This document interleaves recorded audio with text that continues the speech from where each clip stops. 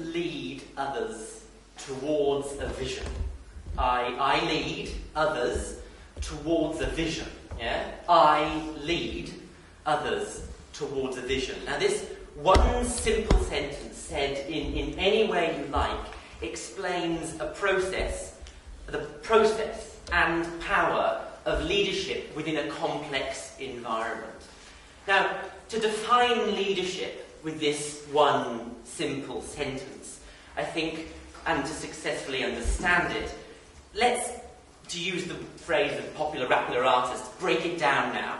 So, in terms of the I, let's begin with the beginning of the sentence. The I in this. The I is both me and you, and was the beginning also of the course.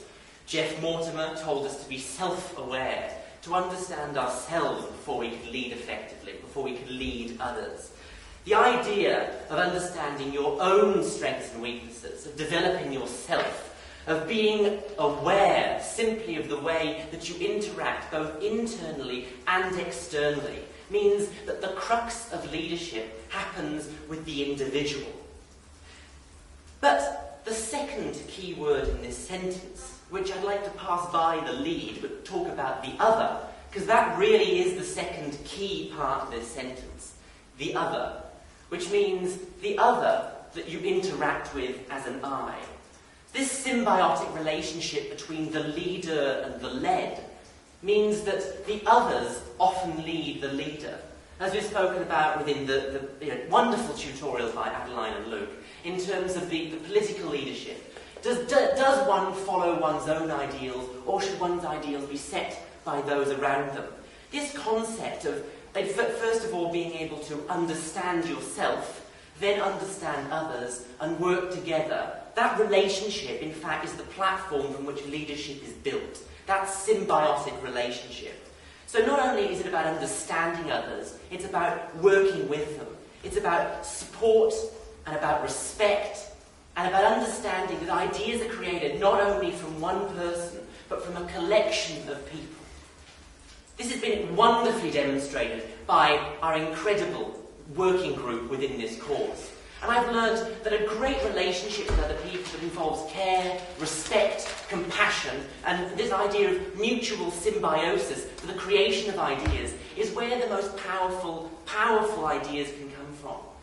The idea that we can talk within a group and create consensus and lead together is extraordinary and has really brought light to the fact, and I think echoes Thomas's comments before, that we can also be empowered by others to lead, not just empower ourselves.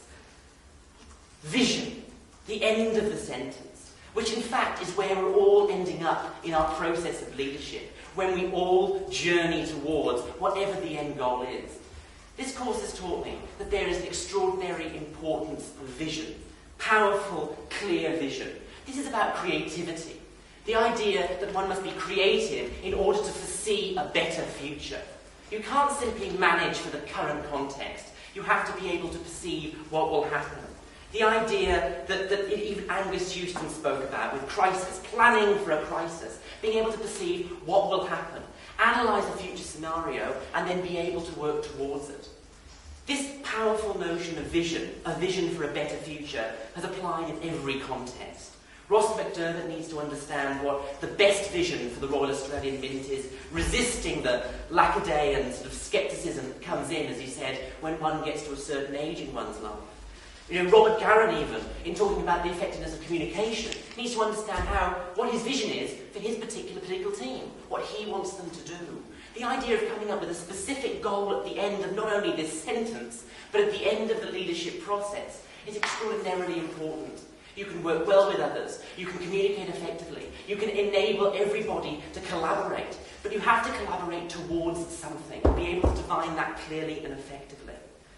So if we've talked about I, we've talked about others, we've talked about the vision, where in all of this does the towards come? And the towards, in fact, comes in the leadership itself. It's the passion and the motivation, the gumption and the drive to be able to move towards that vision, the action part of the process, taking you and others towards that final stage.